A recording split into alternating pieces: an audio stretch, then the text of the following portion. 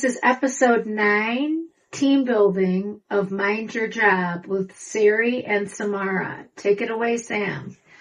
Hi. Team building. It is such a commonly used phrase. I don't know if it's done correctly across the board. I know it's not done correctly across the board. So what do you feel like good team building is? I don't think it's necessarily doing a golf outing or going to a restaurant for dinner as a team. It can be, but what makes a team successful? It is having a good foundation. It is having trust. It is knowing what everyone's skills and abilities are that makes them stand out and be special in your organization, what makes them such a key attribute, and learning how to work with that for the success of the team. It's very interesting. I see team building happening in different ways. Okay. But I always feel like team building is not this always succinct thing, you know, like axe throwing. I was thinking about that one. Yes. Or the place where you throw the plates. Ooh, can we do that? Or, I mean, we can do that. Is that a you and me thing or an everybody thing? Well. Or, you know, I think the place in which we find team building is not always, it's not the what, it's the what you're getting out of it. Yes. And I think we are trying to one up the what. I completely agree. It can't be, oh, we're going painting and drinking wine. No. And here's another thing. It is a very bad, distasteful corporate thing to make a team building thing be around drinking alcohol. 100%. It's peer pressure because maybe not a lot of people drink. Actually, there's a study being done that young people don't drink as much. I did hear that. This generation doesn't drink as much as our generation. I did hear so that. We're alcoholics. Well, not that far, but they bring their own joy. So, but team building is all inclusive. Yes. Meaning everybody on the team. So not a golf outing. I think you bring everybody together. Mm-hmm. You give 2 or 3 options, and the option that gets the most votes is what the team building event is. Yes. And it should be something fun. It should be no less than 2 hours. An hour is a lunch break. 2 hours is time spent with friends. An hour is I left my office to go get my lunch and pick my cleaning up from the cleaners and came back. Yes. That is not a team building experience. It is not. That is, I don't have enough time for you, which everybody is time impoverished, but it should be a minimum of 2 hours. 3 is probably better with an option for people to leave or stay and hang out, but don't make it be about alcohol. If it is in a nice restaurant with food, see if they have a private dining room because being able to hear what everyone has to say is good. And then I would have each person from the team do something or bring something that is different. A presentation, talking about maybe what they're doing, goals of the company, but every person should be doing something and talking for 5 minutes about what they do and what they bring to the table. I think a big misnomer on teams is everyone still doesn't know what the other people's responsibilities are. Oh my gosh. Yes. And what do they do? All the time I hear, what does that person do? What does that person do? What does that person do? And I'm sort of like, I don't know, why don't you go ask them? But like, maybe even a really fun team building exercise would be rewriting your job description. Yeah. Yeah. I think that would be a really good idea. I mean, with a box of Cheez-Its and a Coke. I mean, Diet Coke for some. What could be better than supporting Coca-Cola? Nothing. I can't imagine. Nothing. That sounds fantastic. Warren Buffett would be happy. Yes, you would.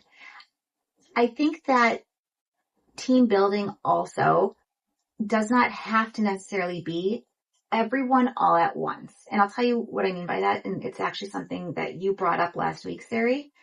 2 people who don't necessarily work together in the same department should go have lunch together and find something out about each other. I love that idea. Well, Where did that come from? It was your idea, Sari. Oh boy. But team building does not have to be a long, full day, half day event. It can be, and sometimes it should be, but team building is also something that needs to be ongoing, even on a micro level.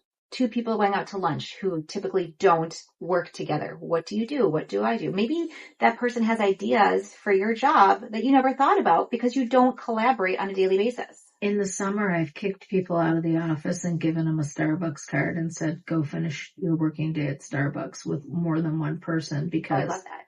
Well, I feel like it's only nice here half the year.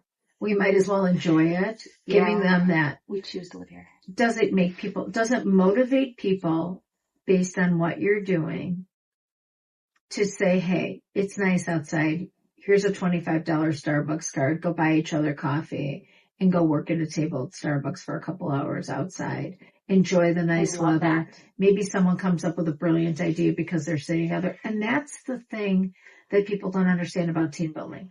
Once you learn about someone else's capabilities, how much stronger does that make you as a person? Oh, absolutely. Absolutely. Not only does it make you stronger as a person, it helps to continue to build the respect for your teammates by knowing what their skills are and what they can do that you can't and how you can help each other grow. I mean, I'm not technical. No. I'm not a math person. I am. So maybe that's where our things collide. But exactly. It's being able to figure out also remember, if you're team building, the rules apply. What happens in Vegas stays in Vegas. If somebody is being vulnerable with you, that is not your chance to gossip and try and ruin their life. I really need to make this clear. If someone is being vulnerable with you, that's not your turn to make them feel bad and to publicly shame them with somebody else. That is really sad and heartbreaking. Is that something you've seen?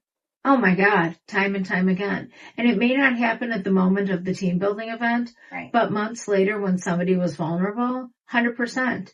I've seen that person get their life handed to them and somebody else being able to make remarks about it. I find it thoroughly disgusting. Why would you do that to another person? Look, we're all here suffering. Here are two things that are absolutely going to happen for you the rest of your life. Someone is going to die, probably you, and taxes. It's going to happen. You don't have a choice in the matter of either. But you don't have to take somebody's dignity away from them because they shared something with you and you decided you're going to be a big mouth and talk about their life or things that they shared. Yeah, the gossip's got to stop. Be earnest. Mm-hmm. It's the opposite of team building. You would be undoing everything you spent that time doing. But that's where toxic matter comes in culture. And that's the problem. If you're not doing enough team building where people can gauge what they can and can't share, then you become a society where nobody shares anything. And we might as well just have robots for everything because then we have people who have no feeling, share no feeling, have nothing. Right. No joy, no whatever. Absolutely. People want to work with people they like, and they're only going to like each other if there's respect, and that along with that comes what you said, confidentiality. If you're vulnerable, respecting them, supporting them. You know, when someone's vulnerable, it means that they trust you. Yeah. Mm-hmm. Something that you did allows them in their head to be able to, it is like a love relationship. Yeah. You know, I do all this reading now on the psychology of love.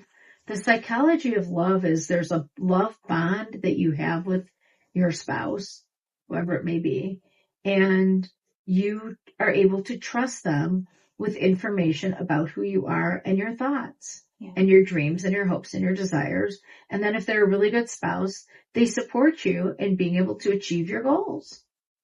Yeah. And team building is the same thing, guys. It's just missing a big part of it, which is you live in the same house with that person and you share bills, but you share a lot of other stuff when you're on a team, and at least just have a code of ethics of what you are and aren't going to talk about, and have a code of ethics of what you're going to gossip about that person about. Like, you're not going to do it. Have some class. Class needs to come back to culture. You know what else you should do when you're minding your business?